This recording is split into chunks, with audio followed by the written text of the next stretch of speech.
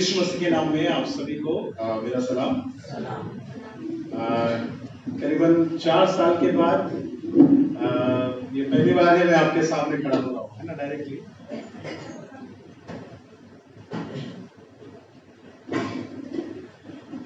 चार साल के बाद प्रभु ने फिर से ये अवकाश दिया कि मैं आपके साथ में परमेश्वर के वचन को बांट सकूं। और आज का विशेष मौका है। आज कौन सा दिन है? हम लोग मना रहे हैं, एक्चुअली कल का दिन है 15 तारीख का, लेकिन आज हम उसे सेलिब्रेट कर रहे हैं। क्या दिन है ये? चर्च का जो वार दिवस हम लोग बोलते हैं ना, आज जो है चर्च का जन्मदिन है। और विशेष हमारे चर्च का नाम दिया गया है सेंट स्टीफन, है ना, सेंट स्टीफन चर्च मूल करके हम इसे कहते हैं। स्टीफन उसकी जो साक्षी है, उसके जीवन के ऊपर में या उस संत के नाम से हमारी कलीसिया का नाम रखा गया है। और आज जिस विषय पर हम लोग ध्यान करने वाले हैं, विशेष करके हम लोग स्टीफन के बारे में ही हम लोग ध्यान करेंगे। किस प्रकार से स्टीफनुस का जीवन था और स्टीफनुस के जीवन के लिए हम लोग, स्टीफन के जीवन के लिए हम लोग परमेश्वर का हम लोग धन्यवाद देंगे।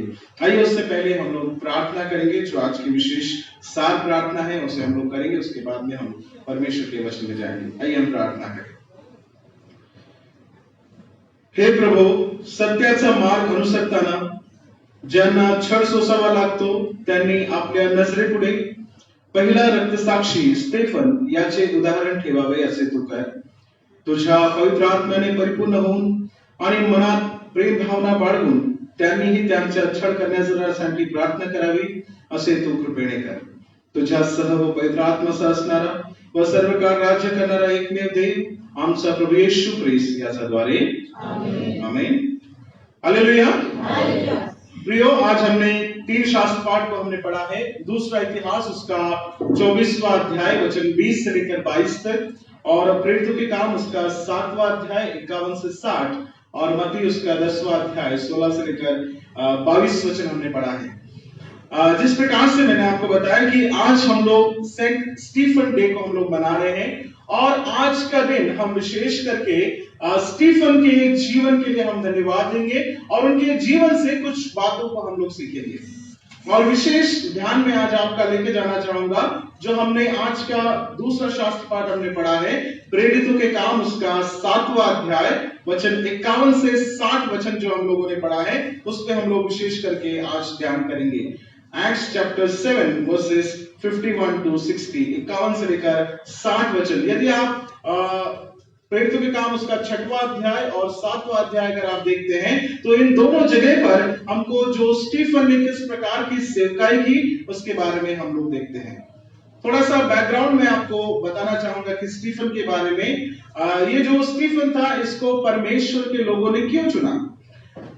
उस समय में जब बहुत सारे लोग अपने जीवन को बदल रहे थे, प्रभु यीशु मसीह पर विश्वास रख रहे थे और उद्धार को पा रहे थे, तो बहुत सारे लोग परमेश्वर के भवन में आने लगे। और परमेश्वर के भवन में आने के बाद में क्या होने लगा कि बहुत से लोग वहां पर रहते थे और उनके भोजन की व्यवस्था भी की जाती थी। और भोजन की जब व्यवस्था की जाती थी तो ऐसा होने लगा कि कुछ यहूदी लोग, यूनानी लोग और भी अन्य लोग, बहुत सारी भीड़ वहां पर थी। तो कुछ लोगों को ऐसा लगता था कि उनके जो विधवाएं हैं, उनके जो बच्चे हैं, उनको भोजन नहीं मिल रहा है, या देखने वाले जो लोग हैं, जो भोजन बांटने वाले हैं, वो उसमें कोई भेदभाव कर रहे हैं। दूसरा कारण ये था कि जो चेले हैं प्रभु यीशु मसीह के, जो 12 चेले में से जो 11 चेले जो सेवकाई कर रहे थे, वो लोग परमेश्वर के वचन बताने में और जो बाकी सेवा कार्य में लगे थे, तो वो भोजन की तरफ ध्यान नहीं दे पाते थे। तो उन्होंने सोचा कि चलो कुछ ऐसा करें कि कुछ लोगों को विशेष जिम्मेदारी दी जाए, और उन्होंने 7 लोगों को चुना कि वो ये भोजन की देखभाल करें, जो खाने पीने की जो व्यवस्था है उसकी देखभाल करें। और ऐसे 7 लोगों में से एक व्यक्ति को चुना गया, जिसका नाम क्या था? स्टीफन था। और स्टीफन को उस उद्देश्य से चुना गया, और वो मेज के ऊपर में परमेश्वर की भोजन की वो सेवकाई करता था। उसके अलावा उसने जाकर सुसमाचार प्रचार का कार्य भी उसने शुरू किया करके हम लोग देखते हैं। तो आज हम इस व्यक्ति के जीवन के ऊपर में हम लोग ध्यान करेंगे। स्टीफन को पहला रक्त साक्षी करके भी कहा जाता है। प्रभु यीशु मसीह के जितने चेले हैं, उनमें से सबसे पहले अगर किसी की मृत्यु हुई किसी ने सुसमाचार प्रचार के लिए जान दिया तो वो था स्टीफन। आज हम इस व्यक्ति के जीवन के बारे में हम लोग थोड़ा सा जानेंगे और उनसे हम लोग क्या सीख सकते हैं। हम सबको क्या कहा गया है, आप सेंट स्टीफन की कौन है, आप लोग कलीसिया है। आपके चर्च को, मूल के चर्च को विशेष नाम दिया है सेंट स्टीफन की कलीसिया। तो एक तरीके से वो नाम हम पर भी लागू होता है, हमको भी कैसे स्टीफन की तरह हम बन सकते हैं। तो पहली बात हम लोग इसमें ध्यान करेंगे, प्रेरितों के काम उसका 6वां अध्याय और उसका 5वां वचन हम लोग पढ़ेंगे। प्रेरितों के काम उसका 6वां अध्याय 5वां वचन हम लोग पढ़ेंगे। कोई पढ़िए उस वचन को। यह बात सारी मंडली को अच्छी लगी और उन्होंने स्तिफनुस नाम एक पुरुष को जो विश्वास और पवित्र आत्मा से परिपूर्ण था और हाँ ठीक है, यह बात सारी मंडली को अच्छी लगी, उन्होंने स्तिफनुस नाम एक पुरुष को जो विश्वास और पवित्र आत्मा से परिपूर्ण था। तो यहां पर हम लोग पहली बात हम स्टीफन के जीवन में देखते हैं, जब उसका चुनाव किया गया तो पहली क्वालिटी उसमें देखी गई, पहले जो विशेषता है, पहले जो खासियत स्टीफन में देखी गई, क्या कहा गया कि स्टीफन विश्वास से परिपूर्ण था। स्टीफन कैसे परिपूर्ण था? विश्वास से परिपूर्ण था। He was full of faith. He was full of faith. विश्वास से वो परिपूर्ण था। पहली बात हम स्टीफन के जीवन से देखते हैं मेरे प्रियो, कि हमारे जीवन में भी विश्वास होना बेहद जरूरी है।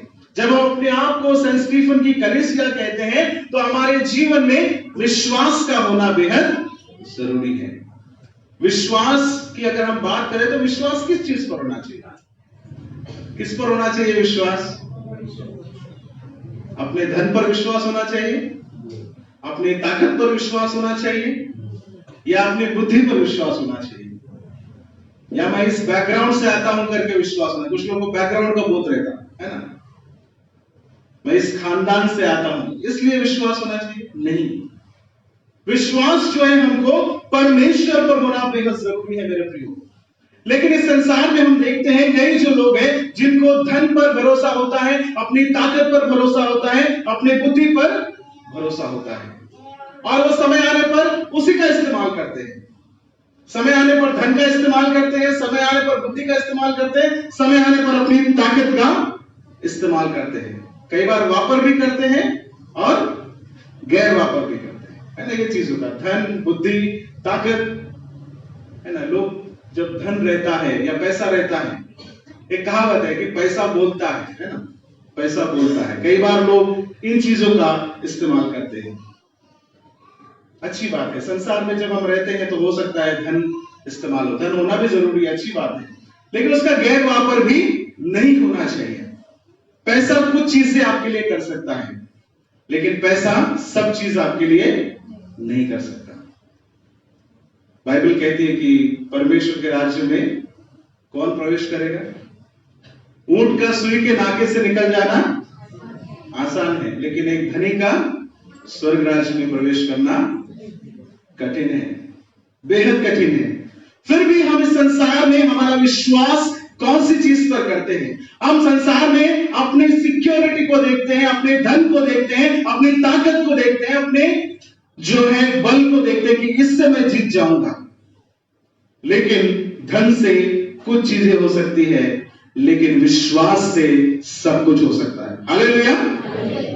क्या आप लोग ये बात का विश्वास करते हैं कि विश्वास से सब कुछ हो सकता है? ये बात मैं नहीं बोल रहा हूं, ये बात मैं नहीं बोल रहा, ये परमेश्वर का वचन कहता है। मरकुस उसका 9वां अध्याय 23वां वचन हम लोग पढ़ेंगे। मरकुस उसका 9वां अध्याय 23 वचन, कोई पढ़िए तुरंत निकाल कर।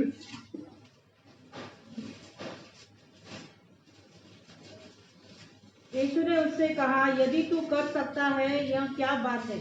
विश्वास करने वाले के लिए सब कुछ हो सकता है। विश्वास करने वाले के लिए सब कुछ हो सकता है। मैंने आपको बताया पैसे से हो सकता है, थोड़ा कुछ हो सकता है, लेकिन विश्वास से सब कुछ हो सकता है।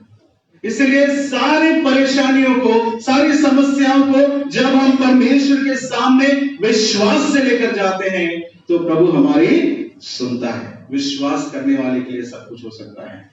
सेंट स्टीफन, उसके जीवन में सबसे बड़ा हथियार उसके पास था, तो वो उसका विश्वास था। हम सबको जब सेंट स्टीफन की कलीसिया कहा जाता है, तो यहाँ के हर एक विश्वासी के जीवन में विश्वास होना बेहद जरूरी है। बाइबल बताती है किसी को तो रथों का भरोसा है, किसी को घोड़ों का भरोसा है। भजन संहिता उसका 20वां अध्याय उसका 7वां वचन हम देखते हैं। Some trust in chariots, है ना। कुछ लोग अपने रथों पर भरोसा करते हैं, कुछ अपने घोड़ों पर भरोसा करते हैं, कुछ अपने बल पर भरोसा करते हैं, अपने धन दौलत पर भरोसा करते हैं, लेकिन परमेश्वर पर जो भरोसा करते हैं वो कभी भी झुकेंगे नहीं। हालेलुया। इसलिए हमारा विश्वास परमेश्वर पर होना चाहिए प्रियो, जैसे सेंट स्टीफन का था। दूसरी बात, हम विशेष बात हम देखते हैं सेंट स्टीफन के जीवन में, हम पढ़ेंगे उसी प्रेरितों के काम उसका 6वां अध्याय 1 से 5 वचन जब हम लोग देखते हैं, तो मैंने जैसा आपको पहले बताया बैकग्राउंड में कि स्टीफन को क्यों चुना गया था, स्टीफन को क्यों चुना गया था। हम लोग पढ़ेंगे दूसरा, तीसरा और चौथा वचन पढ़ेंगे। तब उन 12 ने चेलों की मंडली को अपने पास बुलाकर कहा, यह ठीक नहीं कि हम परमेश्वर का वचन छोड़कर खिलाने पिलाने की सेवा में रहे। इसलिए हे भाइयों, अपने में से 7 सुनाम पुरुषों को जो पवित्र आत्मा और बुद्धि से परिपूर्ण हो चुन लो कि हम उन्हें इस काम पर ठहरा दें। परंतु हम ठीक है। तो यहाँ पर हम लोग देखते हैं कि किस लिए चुनाव किया गया था। स्टीफन का चुनाव इसलिए किया गया था कि जो भोजन को जो खिलाने पिलाने का काम है, जो विश्वासी जो आते हैं उनके भोजन की व्यवस्था करने की जिम्मेदारी किसको दी गई थी? स्टीफन को दी गई थी। और यहीं से हमारा एक जो ब्रांच निकलती है हमारे सेवकाई की, जिसको हम लोग डीकन करके कहते हैं, है ना। डीकन कौन होते हैं? जो लोग प्रभोजन को बांटते हैं। वो सेलिब्रेट नहीं कर सकते लेकिन बांट सकते हैं। तो डीकन की जो सेवकाई है, एक सेवक था वो। दूसरा चरित्र हम देखते हैं इस स्टीफन के बारे में। He was the deacon who served the tables. वो एक सेवक था जो लोगों की भोजन की व्यवस्था करता था। हम यहां पे क्या सीखते हैं? वो एक सेवक की नहीं रहा। भोजन जो बांटता है उसको गालियां खाना पड़ता है। सही है कि नहीं है? आप शादियों में गए होंगे, चर्च डे जब रहते ना तब भी देख लेंगे, कुछ कुछ चर्च में है जो चम्मच पकड़ के खड़ा रहता है ना, उसको बहुत गालियां मिलती, हाथ तोड़ पाऊन देते, बोलते कि नहीं बोलते? त्यांचे जे नातेवाईक त्यांनाच देते होता है ना। तो इसीलिए जो चम्मच पकड़कर खड़ा है उसको बहुत गालियां सुनना पड़ेगा। और वैसी जगह पर वो क्या कर रहा है? सेवकाई कर रहा है। उसने अपने आप को नम्र किया, दीन किया और वो सेवक बनकर लोगों को सर्व कर रहा था। संसार में लोग सेवक नहीं बनना चाहते, कई बार लोग अधिकारी बनना चाहते हैं हर चीज से। परमेश्वर ने हम सबको सेवकाई करने के लिए बुलाया, ना कि अधिकारी या बॉस बनने के लिए नहीं बुलाया। परमेश्वर ने जब आदम को बनाया तब आदम को भी बॉस करके नहीं बोला। क्या बोला? ये जो सब मैंने बनाया है इसकी क्या कर तू देखभाल कर। उसने क्या सोचा? मैं तो मालक हूं। फिर हवा ने क्या किया? फल को तोड़ा और मालक जैसा उसको खा लिया। खाकर वो पाप में पड़ गए। और यही समस्या है कि परमेश्वर ने जो हमको दिया है उसके हमको सेवक करके परमेश्वर ने रखा है, स्टेवड करके रखा है, लेकिन हम लोग क्या करते हैं? उसके मालक बन जाते हैं। और मालक बनने से क्या होता है? चर्च की प्रॉपर्टी बिक जाती है, क्योंकि मालक है ना। हम लोग मालक सोचते हैं अपने आप को, हमको सेवक बनकर परमेश्वर ने भेजा है। जो परमेश्वर के लोगों ने लाया है, रखा है, वो हमको हमारी सुविधा के लिए हमको दिया गया है। मैं कई बार सोचता हूं कि ये जो ब्रिटिशर्स जो लोग थे जिन्होंने सेवकाई की हमारे बीच में, बहुत बड़ी बड़ी प्रॉपर्टीज उन्होंने बनाई, बड़े बड़े जगह पर रखा, लेकिन आज के दौर में हम देखते हैं कि अपने ही लोग उसको एनक्रोच करके रखे। मसीही लोग उस पर कब्जा करके रखे, मसीही लोग जो है उसको बेचते हैं। ये सब हमारे लोग हैं जो ऐसे काम करते हैं। आपको वो एक सेवक करके दिया गया था, आपकी सुविधा के लिए दिया गया था, ना कि आपको उसको मालक करके आपको नहीं दिया गया। ये बात हम लोग कई बार भूल जाते हैं। हर कोई जो है बॉस बनना चाहता है, लेकिन कोई भी सेवक नहीं बनना चाहता। एक अच्छा सेवक एक अच्छा लीडर बन सकता है। हमको सेंट स्टीफन की कलीसिया हमको जब कहा गया, तो दूसरी बात हमको याद रखना है कि स्टीफन एक सेवक था। उसने सेवकाई की और वैसी ही सेवकाई हमने भी करना चाहिए।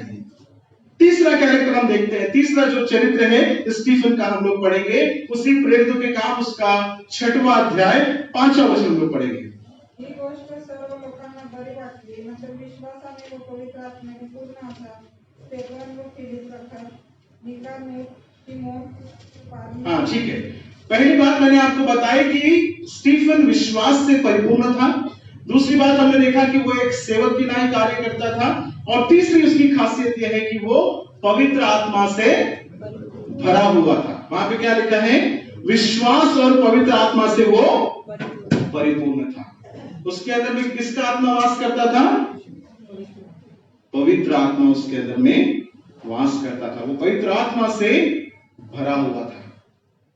प्रियो, यदि हम लोग पवित्र आत्मा से परिपूर्ण होते हैं तो हम कभी भी गलत काम करेंगे कि नहीं करेंगे?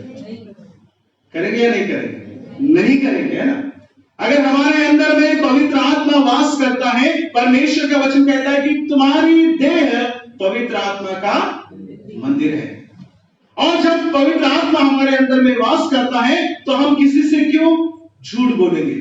पवित्र आत्मा अगर हमारे अंदर वास करता है, हम किसी को क्यों धोखा देंगे? पवित्र आत्मा अगर हमारे अंदर में वास करता है तो जितने पाप हम करते हैं वो हम क्यों करेंगे? कई बार इसलिए डाउट होता है कि पवित्र आत्मा है कि नहीं है हमारे अंदर, क्योंकि हम जो करते हैं हमारी करनी और कथनी में बहुत फर्क है, बहुत अंतर है। प्रवचन भी लेते हैं हम लोग, प्रार्थना भी करते। अभी थोड़े दिन में 40 दिन शुरू हो जाएंगे उपवास। उस दिन हमारी पवित्रता और थोड़ा बढ़ जाती है 40 दिन। कुछ लोग तो मटन भी नहीं खाते 40 दिन, है ना। हमारी तब पवित्रता बहुत बढ़ जाती है। लेकिन अगर पवित्र आत्मा हमारे अंदर है, पवित्र आत्मा यदि हमारे अंदर में वास करता है तो गलत नहीं करना चाहिए। हमसे गलत क्यों होता है? फिर हमको हमारे उस आत्मा के बारे में सोचना पड़ेगा कि वो पवित्र है या फिर कोई दूसरी आत्मा हमारे अंदर है। कई दुष्ट आत्मा से तो हम लोग ग्रसित नहीं है। यहां पर स्टीफन के जीवन में हम लोग देखते हैं he was full of Holi spirit. वो पवित्र आत्मा से भरा हुआ है। हमको अपने आप के बारे में प्रश्न पूछना है कि हम जो करते हैं क्या हम पवित्र आत्मा के द्वारा हम करते हैं? पवित्र आत्मा यदि हमको चलाता है तो क्यों हमारे जीवन में हम गलतियां करते हैं? क्यों हम बुराई करते हैं? कई बार हम ऐसा करते हैं कि पवित्र आत्मा तो हमको कहता है कि ये मत करो, फिर भी हम कई बार पवित्र आत्मा को बोलते हैं कि आप चुपचाप बैठो, हमको जो करना है हम करेंगे। बाइबल में लिखा है ये बात, इफिसियों की पत्री में अगर आप पढ़ेंगे वहां लिखा है कि पवित्र आत्मा को मत बुझाओ करके वहां लिखा है, do not quench the Holy Spirit. 5वां अध्याय अगर आप पढ़ते हैं वहां लिखा है 30 वचन में। पवित्र आत्मा को कई बार हम लोग कहते हैं कि आप चुप रहो, हम अपनी मर्जी से हम चलते हैं। 3 कैरेक्टर अभी हमने देखा कि स्टीफन जो है वो विश्वास से भरा हुआ था, वो एक सेवक की नाई कार्य करता था और वो पवित्र आत्मा से भरा हुआ था। चौथी बात हम देखते हैं इस स्टीफन के बारे में, 6वां अध्याय उसका 8वां वचन पढ़ेंगे। प्रेरितों के काम उसका 6वां अध्याय उसका 8वां वचन में पढ़ेंगे। स्तिफनुस अनुग्रह और सामर्थ से परिपूर्ण होकर लोगों में बड़े बड़े अद्भुत काम और चिन्ह दिखाया करता था। हालेलुया। यहाँ पर लिखा है कि स्तिफनुस अनुग्रह और सामर्थ से परिपूर्ण होकर लोगों में बड़े बड़े अद्भुत काम और चिन्ह दिखाया करता था। He was full of grace and strength. He was full of grace and strength. वो अनुग्रह से और सामर्थ से भरा हुआ था। अगर परमेश्वर का आत्मा हमारे अंदर कार्य करता है तो हमारे जीवन में भी परमेश्वर का अनुग्रह और सामर्थ होना चाहिए। आज हम लोग क्यों नहीं कर पाते जैसा उन लोगों ने किया, बड़े बड़े चमत्कार? कहीं ना कहीं हमारे अंदर में परमेश्वर की सामर्थ की कमी है या उस अनुग्रह की कमी है। स्टीफन के जीवन में परमेश्वर का अनुग्रह था और सामर्थ्य, इसलिए वो बड़े बड़े काम वो करता है। अनुग्रह हो तो हमारे जीवन में बड़ी से बड़ी विपत्ति भी टल जाएगी। परमेश्वर का वचन कहता है मेरा अनुग्रह तेरे लिए काफी है।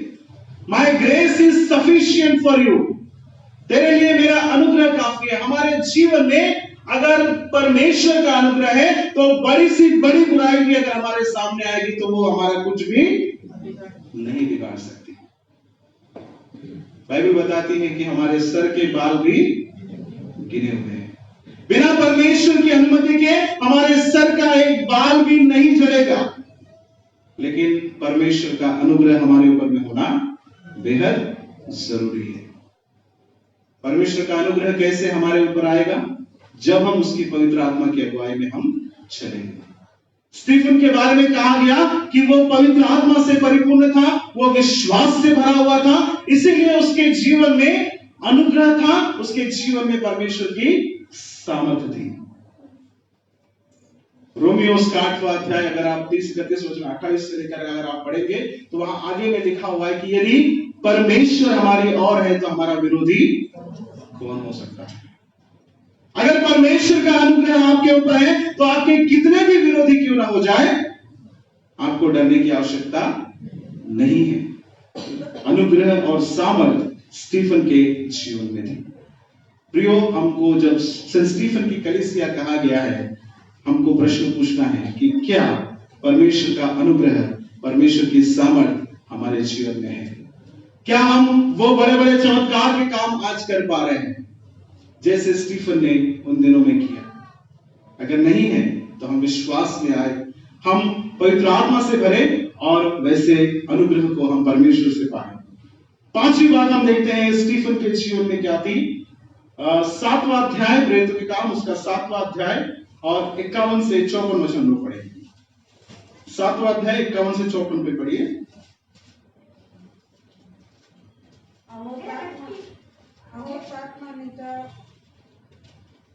जैसा तुम्हारे बाप दादे करते थे 51 से पढ़िए। 51 हाँ। मन और कान रखना नहीं है। तुम सदा पवित्र आत्मा का विरोध करते आए हो। तुम भी वैसा ही कर रहे हो जैसा तुम्हारे पूर्वज किया करते थे। तुम्हारे पूर्वजों ने नबियों में से किसे नहीं सताया। उन्होंने उनको भी मार डाला जिन्होंने उस धर्मी जन के आगमन का पहले से ही संदेश दिया था, जिसके पकड़वाने वाले और हत्यारे अब तुम बन गए हो। और तुम ही हो जिन्होंने स्वर्गदूतों द्वारा ठहराई गई व्यवस्था तो पाई, परंतु उसका पालन नहीं किया। 54 वचन।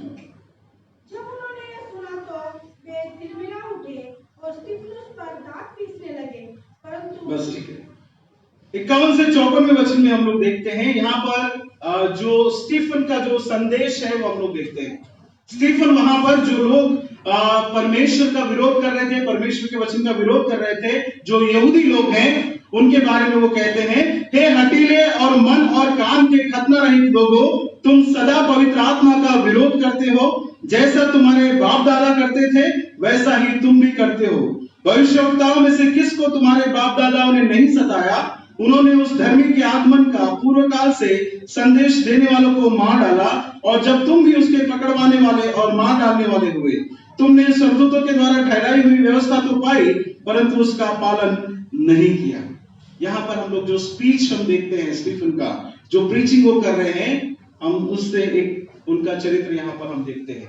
He was bold and courageous in speaking.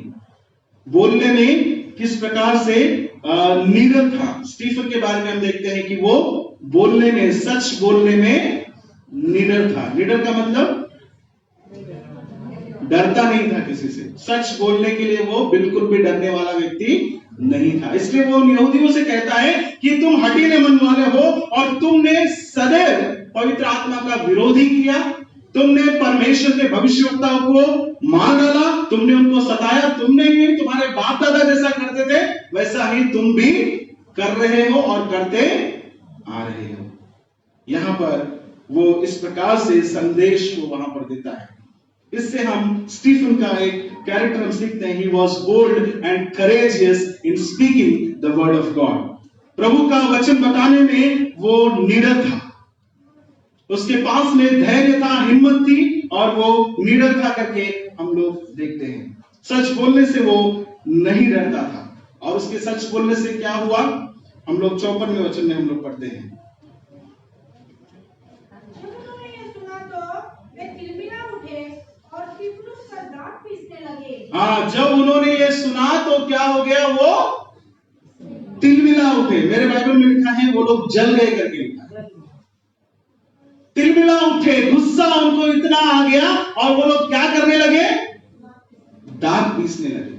अपने क्रोध को वो कंट्रोल नहीं कर पाए, क्योंकि जब उन्होंने सच सुना कि तुम भी ऐसा करते आए, तुम्हारे बाप दादा भी ऐसा करते आए, तुमने भविष्यवक्ताओं को सदैव सताया, जब उसने ये सच्चाई उनके सामने रखी, उनको सच का आईना जब दिखाया, तो उनको गुस्सा आया और वो क्रोधित हो गए और दांत पीसने लगे। आगे में हम देखते हैं कि उन लोगों ने स्टीफन का पथराव किया करके हम लोग देखते हैं। उसके बावजूद भी स्टीफन का कैरेक्टर हम देखते हैं कि वो सच बोलने में निडर था। सच्चाई बोलने वाले को हमेशा संसार में क्या मिला, क्या मिला? हाँ, नहीं, सच्चाई तो कड़वी लगती है, लेकिन सच बोलने वाले को सदैव हम देखते हैं कि इतिहास गवाह है कि सूली ही मिली है ना। सच्चाई बोलने वाले को सदैव सूली ही मिली करके हम लोग देखते हैं। हो सकता है आज के संदर्भ में सूली का परिभाषा बदल गई होगी, सूली की जगह दूसरा कुछ मिलेगा। सच बोलने से विरोध का सामना सहना पड़ेगा और बहुत सी चीजें सहनी पड़ेगी, लेकिन सच बोलने का कैरेक्टर हमने नहीं छोड़ना है, क्योंकि पवित्र आत्मा हमसे यही कहता है कि हम सच कहें। अगर पवित्र आत्मा हमारे अंदर में वास करता है तो हमने सच्चाई बोलना बेहद जरूरी है। एक परमेश्वर का सेवक होने के नाते स्टीफन ने वही किया। उसने सच्चाई लोगों के सामने रखी और उस सच्चाई से लोग क्रोधित हुए और उसकी आवाज दबाने के लिए उसका उन लोगों ने पथराव किया। उसके ऊपर जल उठे, तिलमिला उठे और उसको उन्होंने क्या किया, दांत पीसने लगे और पथराव किया करके हम लोग देखते हैं। 5 बातें अभी हमने देखी। स्टीफन के जीवन में विश्वास था, स्टीफन एक सेवक की नाई उसने सेवकाई दी, स्टीफन के जीवन में पवित्र आत्मा था और स्टीफन के जीवन में परमेश्वर का अनुग्रह और सामर्थ्य से वो परिपूर्ण था, और स्टीफन सच्चाई बोलने में निडर था और धीरज और धैर्य उसके पास में था करके हम देखते हैं। 6वीं बात हम देखते हैं स्टीफन के जीवन की, जो बेहद महत्वपूर्ण बात है। हम पढ़ेंगे 7वां अध्याय, उसका 59 वचन हम लोग पढ़ेंगे, 59 वर्ष हम लोग पढ़ेंगे। और वे स्तिफनुस को पत्थरवाह करते रहे और वह यह कहकर प्रार्थना करता रहा कि हे प्रभु यीशु, मेरी आत्मा को ग्रहण कर। हाँ, 59 वचन में हम लोग देखते हैं कि वे स्तिफनुस पर पथराव करते रहे और वह यह कहकर प्रार्थना करता रहा, हे प्रभु यीशु, मेरी आत्मा को ग्रहण कर। यहाँ पर हम 6वीं बात हम स्टीफन के जीवन में हम देखते हैं, he was the great witness and first martyr for Christ। वो एक पहला साक्ष्य था प्रभु यीशु मसीह के बारे में और वो पहला रक्त साक्ष्य था करके लिखा हुआ है। उसने अपने खून के द्वारा, अपने लहू को बहाने के द्वारा गवाही दी करके हम देखते हैं। उसको चुना गया था कि वो केवल भोजन की देखभाल करे, लेकिन उससे आगे बढ़कर उसने क्या किया, प्रभु यीशु मसीह की सेवकाई की और परमेश्वर के वचन को लोगों में बांटा। गवाही देने वाला वो पहला गवाह था और पहला रक्त साक्षी था करके हम देखते हैं। उसने अपने लहू को बहाया, उसने परमेश्वर के वचन का प्रचार किया, अन्य लोगों तक उसने सुसमाचार को फैलाया। हमको जब सेंट स्टीफन की कलीसिया कहा गया है तो पहला कर्तव्य हमारा ये है कि हम भी परमेश्वर के वचन को हम लोगों में हम बांटे, सुसमाचार का हम प्रचार करें। We should be an evangelical church। हम बाहर जाकर लोगों को संदेश हम बताएं। और मुझे बहुत आनंद है कि सेंट स्टीफन की जो मंडली है इसके द्वारा ये सेवकाई होती है। अलग अलग जगह पर गांव में आप लोग जाकर प्रचार करते हैं, गांव में हमारी कलीसिया बढ़ रही है और यही हमको कंटिन्यू करना है, यहाँ पर रुकना नहीं है। जैसे स्टीफन के जीवन में हम देखते हैं कि वो एक ग्रेट विटनेस था और उसने अपने जीवन को भी यीशु मसीह के लिए दे दिया, समर्पित कर दिया। लोगों ने उसका पथराव किया, फिर भी वो परमेश्वर के वचन को बांटता रहा करके हम देखते हैं। हमको भी रुकना नहीं है। हमारे सामने बहुत सी रुकावटें आ सकती हैं, लेकिन परमेश्वर के वचन को बांटने में हमको थकना नहीं है। 7वीं और अंतिम बात हम लोग देखते हैं स्टीफन के बारे में, वही 59 और 60वां वचन हम लोग पढ़ेंगे। फिर घुटने टेक कर ऊंचे शब्द से पुकारा, हे प्रभु यह पाप उन पर मत लगा। और यह कहकर सो गया और शाऊल उसके वध में सहमत था।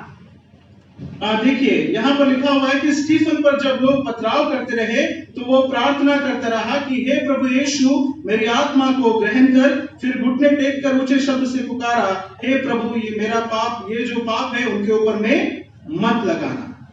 यहाँ पर सातवीं और अंतिम बात हम देखते हैं स्टीफन के बारे में, he was the true imitator of Christ. वो प्रभु यीशु मसीह का सच्चा अनुयायी था। वो प्रभु यीशु मसीह का सच्चा अनुयायी था। अनुयायी करके हम क्यों कहेंगे? क्योंकि उसने दो शब्द यहाँ पर कहे जो बहुत जरूरी है। पहला वाक्य उसने ये क्या कहा कि हे प्रभु यीशु मेरी आत्मा को ग्रहण कर। प्रभु यीशु मसीह को जब क्रूस पर चढ़ाया गया तो प्रभु यीशु मसीह ने क्या कहा? हे पिता मेरी आत्मा को ग्रहण कर। उसके शब्द और प्रभु यीशु मसीह के शब्द दोनों से थे। उसके बाद में दूसरा सेंटेंस जो उसने कहा, क्या कहा? हे प्रभु ये पाप उनके ऊपर में मत लगा। यीशु मसीह ने क्या कहा? हे पिता इन्हें क्षमा कर क्योंकि ये जानते नहीं ये। दोनों वाक्य क्रूस के ही। उसने प्रभु यीशु मसीह के जीवन को और प्रभु यीशु की मृत्यु को इतने नजदीक से देखा और इतना अनुभव किया और वही शब्दों को वो इस्तेमाल करता है कि मेरा जो ये जीवन है, वो जो मुझे मार रहे हैं, ये पाप उनके ऊपर में मत लगाना, उनको क्षमा कर देना और मैं अपनी आत्मा को प्रभु तेरे हाथों में सौंपता हूं। परमेश्वर के हाथ में हमारी आत्मा सुरक्षित है। हालेलुया। जब हम अपने जीवन को परमेश्वर के हाथों में सौंपते हैं तो हम सुरक्षित रहते हैं। मेरे प्रियो, प्रभु यीशु मसीह का एक सच्चा अनुयायी था वो, ना कि केवल शब्दों में परंतु अपनी क्रियाओं में भी वो प्रभु यीशु मसीह का अनुयायी था। हम सब जो सेंट स्टीफन की कलीसिया है, हमको भी परमेश्वर एक ऐसा सच्चा अनुयायी बनाना चाहता है। वो चाहता है कि हम प्रभु यीशु मसीह के ऐसे सच्चे फॉलोवर बने जो एक दूसरे को क्षमा करें और अपने जीवन को उसके हाथ में सौंपे। जब तक हमारा जीवन उसके हाथ में, उसको कोई नुकसान नहीं पहुंचा सकता। हालेलुया। हमारी आत्मा जब तक परमेश्वर के हाथ में है वो सुरक्षित है।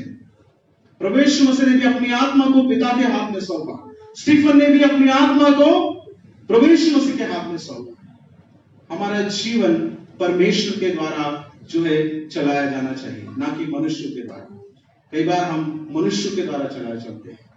हमको परमेश्वर ने चलाना बेहद जरूरी है।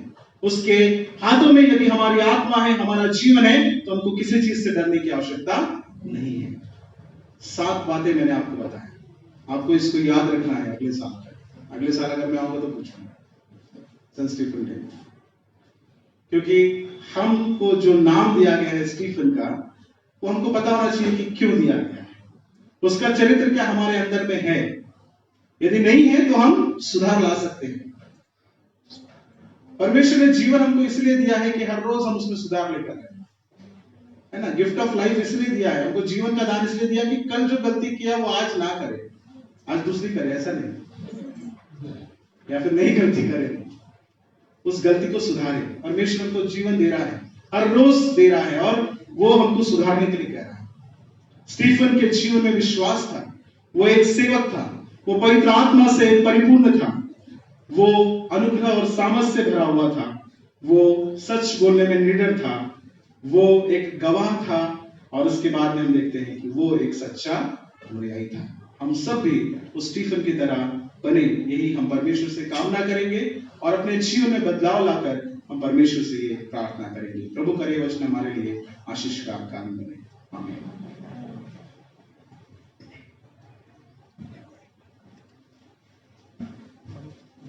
Finish now.